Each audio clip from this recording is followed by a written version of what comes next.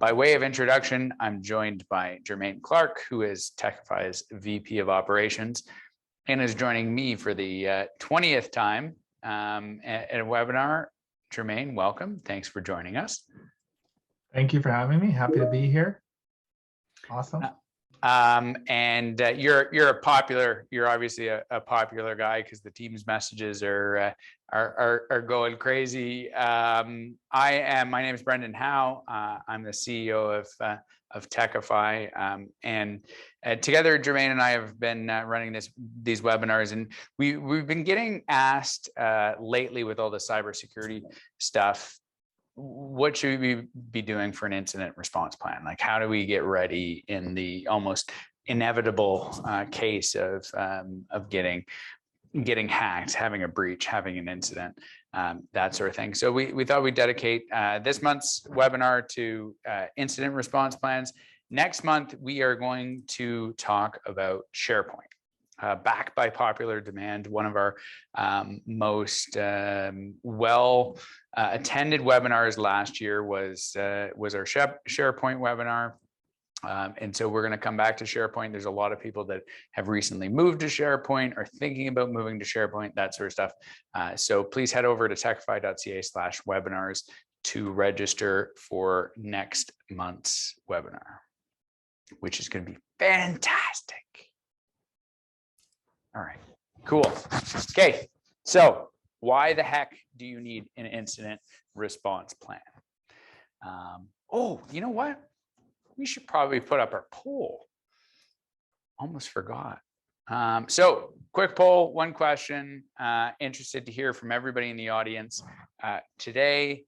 Does your organization currently have an incident response plan? So you should have a poll that's popped up there. Please, you can say yes, no, or don't know. Any of the above is perfectly fine with us, and let us know so we can have a bit of a sense. We're gonna go a bit interactive with our webinar today. You should have on your email shortly a Word document, which is a template for an incident response plan. So since you're spending time with us today and attending the webinar, we've sent out a copy of a template of an incident response plan, and we're going to go through together and fill that out on the webinar. So the goal here today is that you be able to walk away from the webinar with a incident response plan. Awesome. So I just want to make sure, is everybody seeing the poll? Okay, hold on a second. I think I might need to relaunch our poll here. Yeah, sorry. Technical difficulties. Yeah, that looks like that's working properly. So my apologies, I had to relaunch the poll. That's working now. People are able to actually answer. I was wondering, I was sitting here saying, Mike, why is nobody answering the poll? But some fine person posted, Brian, thank you, Brian, posted in the Q&A. And we're able to fix that problem. So it looks like so far we only have one person out of everybody on the webinar today that has an incident response plan. Most do not in some. So we have 67% do not have an incident response plan, 27% don't know, and 7% have a incident response plan. So good. Okay, we are going to get going. So here's why you need it. So you may, just for the most basic reason, be renewing your cybersecurity insurance, and the insurance company says, "Hey, do you have an incident response plan?" And you want to be able to answer that question, yes. So that's a pretty basic reason. Let's go a little deeper than that. Right? Let's go to other reasons. One of the biggest things is the risk level out there, right? And I don't think we need to spend a whole lot of time scaring people into action, other than to say the following. Like, the last 2 years have led to an unprecedented level of kind of increase in cybersecurity risk, right? You could even say the last 2 months have led to an unprecedented increase, right? We're all under constant bombardment of scams and phishing attacks and emails and penetration attempts of our network and our email accounts and all that sort of thing. And with what's going on in the Ukraine right now, the BBC came out with a study that traced 74% of ransomware payments to Russia. So 74% of the time somebody pays a ransomware, it goes to some sort of Russian group, organized crime group, individual, that sort of thing, which was scary. So we think there's kind of three main reasons or three kind of key buckets why we think you need an incident response plan. So bucket number one, reduce the cost of a breach, right? So the idea is that the better the plan you have for if you do have a security breach, the less it's going to cost when you actually do have that breach. So some interesting numbers. So there's 10% increase in costs of breaches from 2020 to 2021. So the cost of a security breach is going up. This is data from the Ponemon Institute, which IBM commissioned, and they created this cost of data breach report. And it came out in 2021. The 2022 one hasn't come out yet, but they do it on an annual basis. Here's something else that I thought was really interesting. So the cost difference, and then they're talking about all sizes of organizations, like big organizations, stuff like that. The cost difference when remote work is involved in a breach, it's $1 million more. So if the breach has something to do with a remote worker, it's going to be way more expensive. So the cost of breaches has gone up 10%.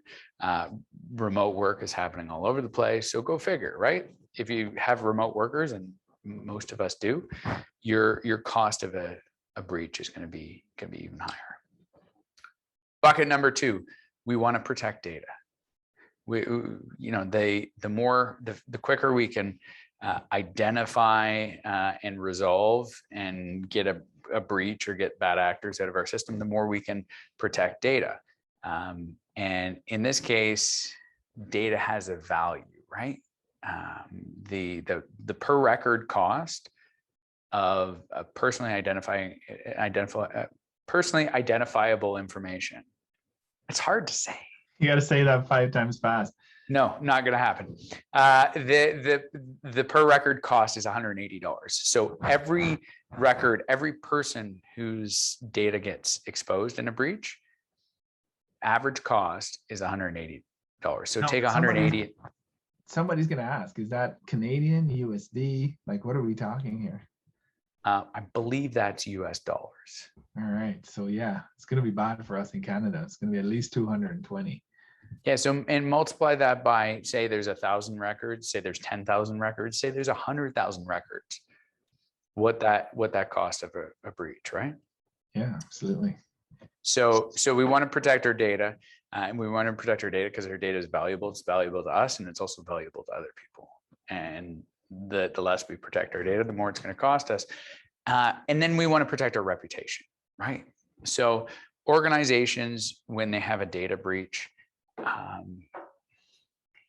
it can go one of two ways, right? Like you're right away, you need to protect your reputation.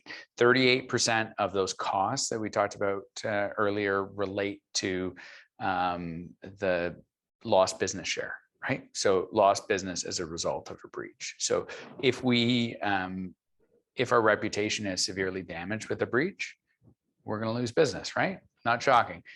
If your incident response plan is not very good, you could have an average response to a breach. An average response to a breach is 287 days. So on average, it takes 287 days to identify and contain a breach. And so if we have incident response plans, we can do it in a much shorter period of time. Make sense? Yeah, makes sense to me.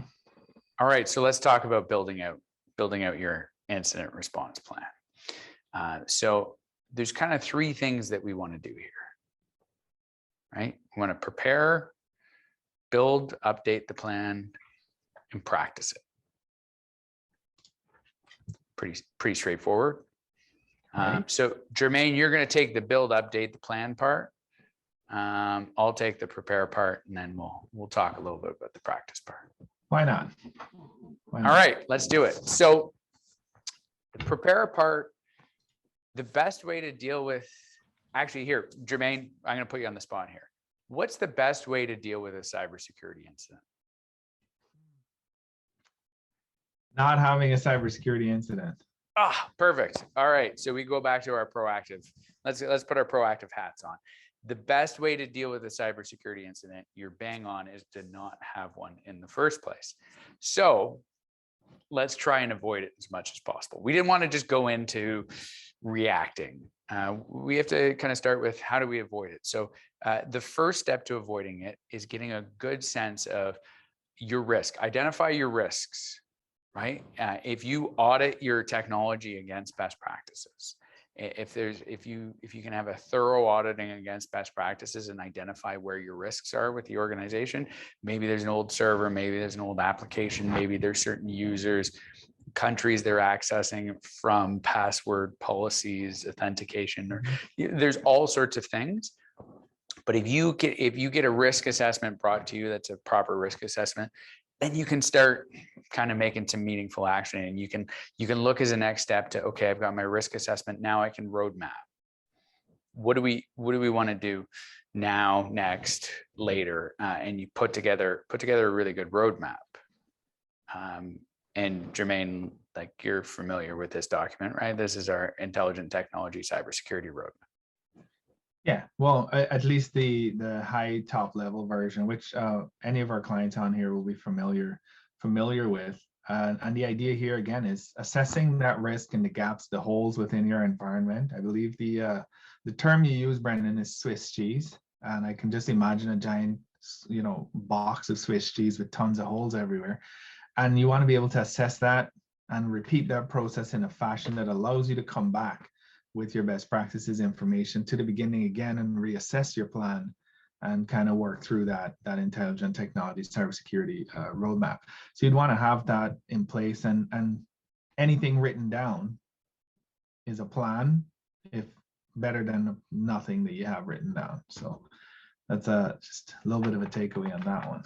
Yeah, you roadmap it like there's, you've got level 1, you got level 2, you got level 3, you got level 4, and you have folks coming to you all the time saying, hey, I want to have a security operating center, and I want security incident management, I want SIM SOC type of services. But we find that there's a whole bunch of basic best practices they don't have. That is level 1, level 2, level 3, and then it's the Swiss cheese example, right? Like there's holes all over the place in their security infrastructure. Yeah, and it needs to be clear too that an organization can have a little bit of each level, but it's really about going back and looking at that and making sure that you have everything in place for each level, as opposed to just a little bit here and there. Everything that's relevant to your organization in that fashion. Okay, so we have, as part of preparing, we're going to identify risk. We're going to roadmap. We're going to build out a plan to reduce that risk, mitigate against the risk. Mm-hmm. Part of that plan should be quick wins too. Anybody that's been on a webinar with us before may have heard us talk about multi-factor authentication. At least once or 20 times. Yeah. Yes, at least 20 times we've talked about multi. Hey, like you can, when you assess those risks, there's some quick wins that you can get into. If you don't have MFA in place right now, yeah, it's a quick win, right? Phishing training for staff. Yeah. That education piece, that's a quick win. Putting in place a new backup system, ransomware backup system. Sorry, ransomware proof. Yeah, let's not back up the ransomware. Yeah, nobody wants to back up ransomware, but lots of backup software will actually back up the ransomware and help spread it, as opposed to ransomware proof backup system. Absolutely. Yeah. So you put these quick wins. So you prepare for this, and you identify your risks, you roadmap, you get some quick wins, and then you run that roadmap and you run those improvements on an ongoing basis, so that you're reducing your risk of cybersecurity attack. But of course, there's a perpetual risk that we all have, that we can never fully eliminate the risk of a cybersecurity attack. So we need to have a good plan. All right. And I think, keeping, when you think about how you're going to have that plan, if you're like, you don't want to go from zero to, the best laid plan. You want to start understanding your own environment and your organization, and pick a framework that is already in existence, right?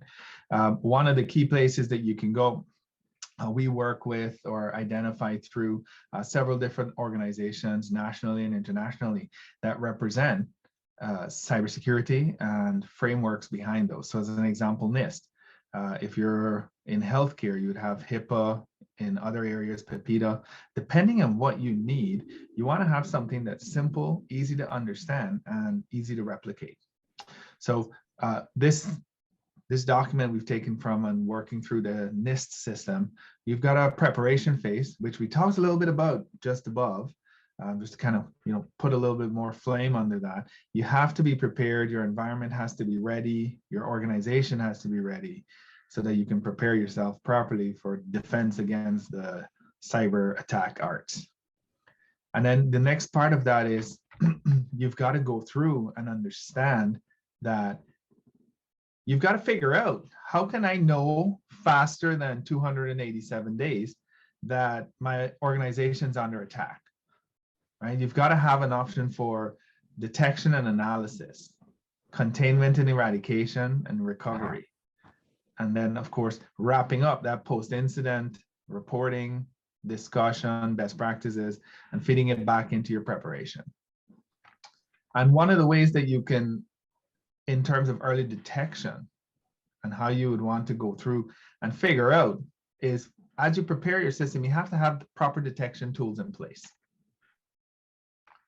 And one of those things could be anything: antivirus, MFA notifications, something like an XDR solution. Yeah, I throw a few letters out there. What does that mean? It's AI-driven behavioral review software that watches how you use your documents on your computer and tells you whether or not, or tells the system whether or not your computer is doing something suspicious, right? Like, why is your Word document acting like an Excel document or trying to execute a file, right? So that's one way. You have to detect it quickly, which then allows you to initiate your plan. So the detection piece, and I think this is really important, right? Like the old way is we would just put antivirus.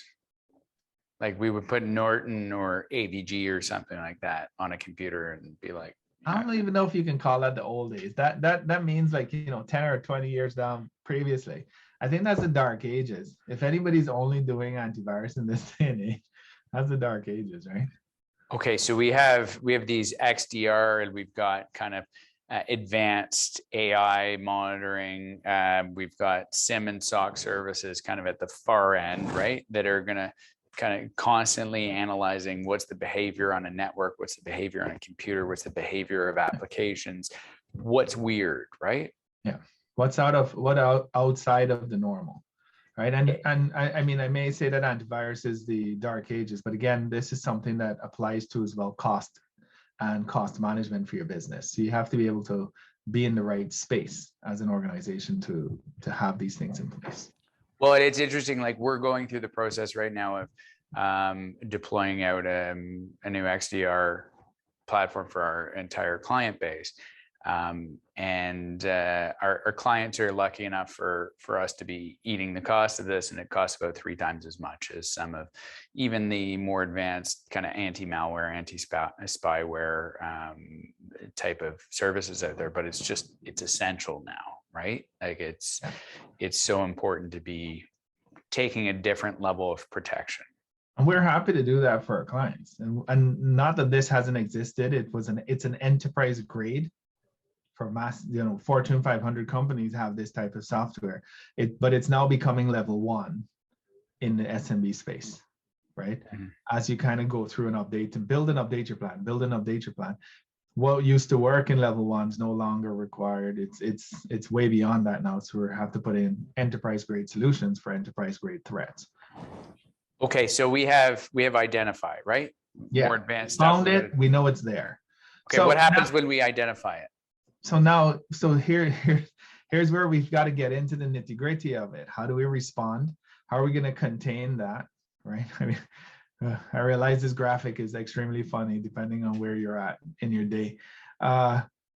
You want to be able to contain it so that it doesn't spread around the environment. You see in the old movies, you get a snake bite, they tie your leg off or your arm, or a zombie bite, they chop the whole thing off. You don't want to have that infecting the rest of your body. You want to contain the outbreak. Then you want to be able to eradicate the outbreak from all of the devices or the environment that is infected. And then you want to go through a process of how you're going to recover from that incident that just happened. So you want to break the glass in case of emergency. As soon as you've detected that threat, you get in there and you want to prepare and have standard operating procedures for the most common incidents. So you're looking at ransomware, website attacks, emails hacked, data loss, wire fraud. Half of these are phishing, whaling, and social engineering. So you want to have that plan in place. Break glass, go. And those are the 5 most common cybersecurity incidents we've seen. So that's the stuff that internally we have SOPs for, standard operating procedures. So if this happens, break glass, you've got a way to respond, right? Like, what you're doing. It's not, hey, okay, what do we do? Like, you don't spend the first hour or two of a breach or few hours trying to figure out what do we do, right? It's like you go right to the process. You have the process and you can speed up that time to be eradicating, right? Containment and eradication. Absolutely. That's the whole purpose. Then once all that's done and you've successfully completed saving your organization from the breach, you've got to go out now and, in recent news, here's your breach report. We got to review all the things that happened, what's happened, why it's happened, how it happened, so forth. Provide your reporting, mitigation. So you want to go through the whole thing, what you've done, how you've mitigated the issue, any best practices or lessons you've learned coming out of that. And then what do? You align your current plan to match your new data. And part of that reporting may be you need to report the breach to external parties, right? If personal information was breached, you might need to report that to the people that breached. You might need to report it to government authorities. You might need to report it to law enforcement. Yeah, depending on what happened. And internally, your board of directors, partners, any of those, then you have to log that event. And that event will come back later on when you're looking to renew your insurance application for cybersecurity insurance. Because they're going to ask, have you had a breach in the past? What was done and when, and so forth. And this piece is so important because the liability around cyber insurance breaches in Canada, with the rules, it seems like we're not lawyers, and we don't even play them on TV, but the liability seems to be more about not reporting it than having the actual breach. Yeah. Right. Like the rules say when you have a breach, you need to report it, and there's fines for if you don't report it when you have a breach. Correct. And the other part of that is the whole investigation that's conducted is predicated on, have you done everything possible within your environment to prevent the breach? Yes. Okay, great. Here's your claim, right? It's not about figuring out how to get you to take the fall for the breach that has occurred. It really is around, how did you protect your environment? What type of advice and planning did you put into place? And how did you implement that to ensure that your environment was as best protected? Because it's not an if you're going to get an event, it's a when, right? It's always when, because the threat people have way more money than everybody else in business in order to create the exploits. So it's a when. Okay, so you do a good job. You identify. So you've got the plan for how are you going to identify a breach, right? How are you going to contain it? What are you going to do afterwards? Okay, so we have those elements into our plan. So we have this great plan with these great elements. What's the missing piece here, Jermaine? Like everybody else, If you're a doctor, you're going to practice. If you're a mechanic, you're going to do practice sessions. If you're in IT, you'll build servers in your lab to test out new things and see how it functions. You got to practice, practice, practice, practice. See where the plan falls apart, the how, where, the when, the why. And you've just got to continue to do that, right? And then, of course, you've got to have a plan. So. All right, so let's get into actually, so we promised everybody that we would spend some time and put together the actual plan. So you should have a copy of, on your email, you should have this plan, unless you are logging in and you didn't register for this webinar or you're using somebody else's link, you should have a copy of the following plan. Let me just share my screen again. So, and we can go through and actually make some changes. And so what we were going to suggest is let's all take the next little bit and add in your own information. So if anybody doesn't have this plan in their email, please let us know. You should have this plan, a very simple template to go through. So we can obviously, as we go through, you add your company name. So we're gonna, for us, it's Techify. This is the 1.0 version of this plan. Who owns the plan owner? So that's, ultimate responsibility. So let's say. Oh, well, I need that one. So you can be the approver. Oh, okay. All right, we've got our VP operations is in charge of the plan. That makes more sense. And then we'd have the approver is our CEO. The last date this was approved, obviously March 30th, which is my mom's birthday. And I should really give her a call. Okay. Right after the webinar. So here, as we talked about in their webinar, our first stage is prepare, right? So we want to prepare the environment for detection. We want to develop a cybersecurity roadmap. So you're probably in this prepare section, you're going to build out, and we're not going to do this part right now, but you're going to build out and put in what some of your biggest risks are, right? What do we think? What do we think some of our biggest risks? Maybe, maybe we have risks around no MFA. So, but that wouldn't be us, right? Maybe we have user related risks. Yeah, location risks. Yeah. Independent risk, but work from anywhere risk, right? That's a high risk. Yeah. Yeah. So you've identified your risks, and then we're gonna put a link to our roadmap. We have a roadmap that we've developed internally to make sure that our organization keeps on improving and further developing our cybersecurity. So we can put a link into that.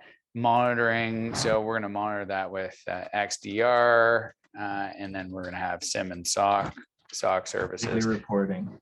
Yeah. So, and then we're going to go into our detection and analysis, right? And so the detection. So Jermaine, how are we going to know? How are we going to know when we have something based on this plan? Yeah, a couple of things will happen with that is we'll get notification and reporting, tickets generated from our software, XDR monitoring, VPN monitoring, whether it's a dual authenticator. One of those events will trigger a response sending a ticket, an alert to an administrator saying, hey, there's an issue and a challenge here. This machine has been temporarily quarantined because of suspicious activity, ABCD. Okay. Mm-hmm. So what we'll do at that point is we'll go in and review the suspicious activity and either release or wipe reset the machine based on whatever the challenge is. So during this analysis portion, we want to know, so is this an alert or reporting by the threat detection system, or a user reported weird issue happening with their computer, right? Or as an example, in the past, we've had people call in and say, oh yeah, I gave these people access to my computer because they told me it would be the quickest way for them to help me install this piece of software I was trying to use. Yeah, well, they said they were calling from Microsoft and they just needed to access my computer and they'd update everything and fix it, right? Okay, so we've got the detection, we've got, when we do the analysis, once we do the detection, we're going to figure out pretty quickly, like, what's the activity, what does it look like? Is it encrypted? Does somebody else have access? What are the logs showing? Right. And then we can identify. Yeah. Where does it fall within the, it could be in any of the 5 major ones that happen on a day-to-day basis, or something otherwise being, I let some people allow them to download something to my computer and log in and take all my banking information. So we'd want to identify where that falls within the gap, because then that will lead into what we do next. Yeah, so then if we identify it's ransomware or a website's gotten hacked and, you know, like a WordPress exploit or something like that, or an email has been breached, our response is going to be different for each of these, right? And there could be a data breach. Somebody's got access to a database. Yeah. Or there's wire fraud. Somebody's been convinced to send money somewhere that they shouldn't. Yeah, correct. All of these are different scenarios. And then there's always wild new ways that these hackers come up. So you've obviously got another column, but you figure out, okay, so as part of our plan, we've determined it's a ransomware breach, right? So then what we want to do is we want to make sure that, I'm just going to put this down on another page because I'm messing up all of your great formatting as we go through. We want to make sure we look at, okay, so who's responsible for what as we respond to this? And so this is probably the most important thing to prepare in advance, right? We want to know who's responsible for what, because we don't want to have to, hey, we've been hacked. Let's have a meeting. Who should I call? Yeah. What do we? Ghostbusters. Yeah, who's responsible, right? I want to have the Ghostbusters number. And so as we're drawing attention to this, we've simplified it here to ensure you put in name, email, telephone. Under that roles and responsibilities section is really where you drudge up the meat of your organization and how you want to disperse the activities that will be related to each of their responsibility in there. So as an example, first contact with the business for any incident governs all the teams that are related to the incident remediation, reporting, and otherwise. So everything now has been designated to go through Jermaine as the point of contact with email and telephone number, everything available for that. Now, as you go through, let's say you have an internal IT team or a hybrid, internal half and external, so the two of them marry together, you'd want to make sure that you delineate what is the internal IT responsible for, what's the external IT responsible for. If you have hosting, special application, which a lot of our clients do, you want to ensure that you understand the protocols of if that application in itself is breached, especially if it's an example, an HRIS application that you utilize for your organization. So you really want to push in the details in bullet points so that they're concise and clear as to what that person or group is responsible for during that incident. And then you just fill in the names as you go along, because the things that'll change most often are the people. Yeah, and I'm filling in parts of this, and as Jermaine said, like it is really going to depend on your organization. We don't have like a huge number of departments and stuff like that. Like we got 22 staff, so it's not like we've got 6 different departments. So I might put our team leads in the department POCs. I think we might need to think about that a little bit more. The other point I wanted to make that I was thinking about as you were talking about that, Jermaine, is it's important for folks to understand, just like a business continuity and disaster recovery plan, we've given you a basic template here. And for a lot of businesses, the basic template is the best, right? Like it gets you going, right? You can good put place in to start. Yeah. One place to start. But I don't want people coming back to us and saying, you know what, you didn't think about this reporting body and that reporting body. Yeah, we haven't put together a 15-page template for you because we think most people, especially based on what we heard in the poll, we had 61% of people don't have an incident response plan. Another 28% of people don't know. It's got up to 2 people that have one. So we've progressed. But when here. you think about it from that perspective, like it's good to understand anything written down today is something you can build on and improve. So we've shortened our 8-page incident response plan with very detailed information around who, where, what, when, how, and we've condensed this to not include our actual SOPs on how we deal with each level. So you will get there one day, but the idea here is to make sure you have something concrete that you can start with today, and then you can move from there going forward. Yeah, and I think, and I know we're going over time, but I think this is useful. And if folks want to steer us in a certain direction, please pop questions in the Q&A. But there's stuff in here that I think it's important. Some businesses will have a PR agency. We'll have a crisis communication, depending on what type of, if you're a nonprofit that deals with kind of in healthcare sector, maybe you're a business that's a public facing business, you might have a crisis communications or a PR firm or that sort of stuff.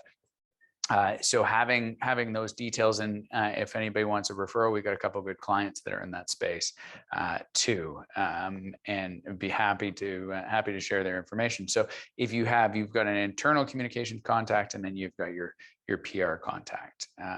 You've got HR, an HR point of contact is super important. You're going to have a legal point of contact, right? You're going to want to get them involved.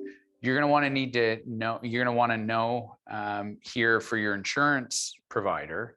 Yeah. So who like, how do you submit a claim? How do you get it going? A lot of insurance providers, that your cyber liability insurance will help you with the remediation, right? And they'll fund. Will want to charge you more later on, so they want to make sure they're involved in the process. And it's important because who will know the coverage better than the provider that you work with on an annual basis? Yeah. So have these contacts at your fingertips, right? Ready. What do you have to do? If you think you should report it to law enforcement, there's certain types of breaches to report. And then there's other reporting agencies that every organization is a little bit different in terms of what you would have to report, right? So understanding who you need to report to if there's a breach, and then other folks within your business, right? So we build all this out, and then we go on to the containment, eradication, and recovery. And so the first thing we're going to do is we're going to access the SOP for this, and you want to have links to our 5 biggest types of breaches, right? You have SOPs for how you to do. So if you deal with technology internally, then you should have standard operating procedures for all 5 of these things. For our clients, so we got lots of clients that are on the line. We have SOPs for all of these different things, and your point of contact. If you go back up to our contacts, your technical contact's going to be us. You're probably going to just put Techify, and you're going to put support at techify.ca, and then you know that the place that these are it is all sitting with Techify, right? We've got these different SOPs so that if there's a ransomware, if a website's hacked, we've got our folks will break the glass, grab the piece of paper, which is not toilet paper, contrary to the image that we showed, and then we'll go through, right? And we'll go through and eradicate, remediate. I see your brains at in that one, but that could have been a paper towel roll. But yeah, so we want to contain, eradicate, and then go through that recovery piece and identify after we've identified it. And we talked a little bit about that during the XDR discussion around threat detection. That containment reporting and then isolating the machine or device and so forth, or user, and then blasting the flame at it to get rid of them. Okay, and then we're going to review, right? So we've got a review process where we're going to put findings, lessons learned, best practices. We're going to report internally to external agencies, and then we're going to align, as you said before. We're going to make whatever changes we need to make, right?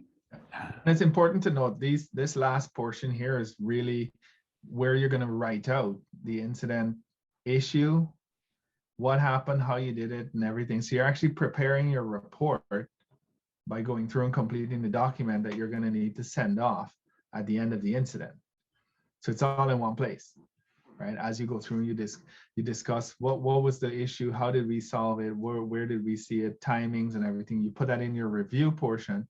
Then your reporting section is that review going into the reporting section, being tailored for external use or provision. There you have it. Yeah. So there we go. There is your incident response plan. We're happy to kind of dive into more details, answer any questions that folks have. But the bottom line, you should have an incident response plan. You should have it ready to go. You should have an idea of what to do. You should have an idea of what the biggest risks you are running, that you're running as an organization, where your potential issues are going to be, if you where your potential breach points are going to be, and that sort of thing. All right. So, Jermaine, do we have any questions that folks have popped up that we want to answer? We had a few that came up that were specific. I answered those. And then I've got a couple here. So I've got one from Lauren and one from, well, hold on, what's the participant name? So one from Lauren and then one from, well, it looks to say Randy. Okay. So Lauren's question, easy one, maybe you can take it, Brendan. How often do you update your incident response plan? That's an excellent question. So what we suggest is, if you think back to what we just talked about, prepare, build, practice, right? So at least once a year should be running a simulation and practicing. You've gotten hit. You have, what's the scenario? You're practicing your response to that scenario. And then after that response, you're reviewing, you're reporting internally, you're assessing, and then you're making the changes to your plan. So at least on an annual basis, we recommend updating plan. If you want to do it more often, if something changes, if there's some sense that threats have changed, yeah, absolutely. I was going to say as often as you need to, especially if you get hit. But yeah, I mean, I think annually is a good time to review it to see if there's anything going on there. And if it doesn't require much updates, it doesn't. But that's great. Awesome. The other question, if our company wants a more in-depth report, how much additional work is that? All right. Do you want me to take that one or you want to take that one? Yeah, lead it off. Okay. Well, I'll give the consulting answer. It depends. It really depends what a more in-depth report is like, right? You know, we can help guide people through this. It could be 5 to 10 hours of work. It could be 30, 40 hours of work, right? It depends on the situation. And so it's hard to answer that question just from sort of to give a cookie cutter type of thing. I'll help you out too. We've got several verticals that we work with specifically. So it also depends on whether you're in professional services, healthcare, manufacturing, or otherwise. And then we do categorize that based on what is the purpose of you going through the report. Are you doing it as a health organization? You need to report externally. Who are the reporting bodies and the amount? Typically, for an event like this, we would recommend in most cases an actual cybersecurity forensics organization that would come in and do that analysis and report post your remediation activity if there's anything that requires you to report externally. Okay, so that's the important caveat here. The time and the space that it'll take really does depend on whether or not you need to report internally only or externally too, which then really decides on how much you're going to be investing in terms of additional work. Right? Yeah. Which is kind of great and kind of unfortunate because it just depends on when you're hit and how you're hit. I just have one other question that popped up. Is about cybersecurity insurance, and we get asked this a lot. And Jennifer's added this to ask this. Is there a difference in cybersecurity costs based on whether we answer yes or no to those questions? And there's usually kind of, I don't know, it depends on the provider, but I know we just went through a renewal again, and there's 10 questions or so that got answered. So is there a difference in cost, cybersecurity insurance cost, based on the answers, the questions? So I'd say I'd give you a couple answers to this, and Jermaine, I know you've been helping clients with this. I'd say yes. None of us really know how they're figuring out cyber insurance premiums, but we have discovered a couple things. So they do a risk assessment. There's a ratings organization that's that Moody's is invested in, and there's a ratings organization which will assess businesses and nonprofits and give a risk assessment. And they look at all sorts of publicly available information and externally facing stuff and do scans of environments and stuff like that, and then help the insurance, the insurers and the underwriters and stuff like that come up with a cost of like a risk analysis, and that impacts what your cyber insurance premiums are. Yeah. And if you're answering no, I don't have an incident response plan, they know that an incident is going to cost more. Yeah. And so they're going to charge you more. Yeah, absolutely. And just to add to that, we actually looked into a few of the software that the insurance organizations use to get that publicly available data. And the cost for that was also enterprise level, which means that in itself adds to the additional cost for your premiums overall. So, well, not to mention the number of premiums. Like we finally, thankfully, we've gone from, it used to be the insurers would just say, pay the ransom. Now the average ransomware payments have gotten so high that the insurers are no longer saying, thankfully, pay the ransom. But because there were so many ransomware payments that were made and funded by insurance companies, cyber insurance premiums are going up and up and up. Yeah. There's no backside on that. It's always going to be going up. Yeah. But look, gas prices are going down today, so I'm happy about that. Well, that's exciting, and it's getting warmer tomorrow. Tomorrow we're going to be in the kind of 15, 17 degrees. We're all going to be running around in shorts. It'll be not all of us. I still have a certain proclivity for the 20s, so I'll wait for that. All right. Well, we're at 10 minutes to the hour. We've gone through a bunch of questions. Hopefully everybody's found this information in the template that we provided and what we went through today valuable. The recording of this webinar will be available as always on our website, techfi.ca/webinars. Please reach out to Jermaine at techfi.ca, or Brendan at techfi.ca if you're interested in more help on this front. If you have any other questions that you didn't want to bring up on the webinar, reach out. We're happy to have a chat and help you out further. Have a great day. Thanks, Jermaine. Take care. Bye, everyone.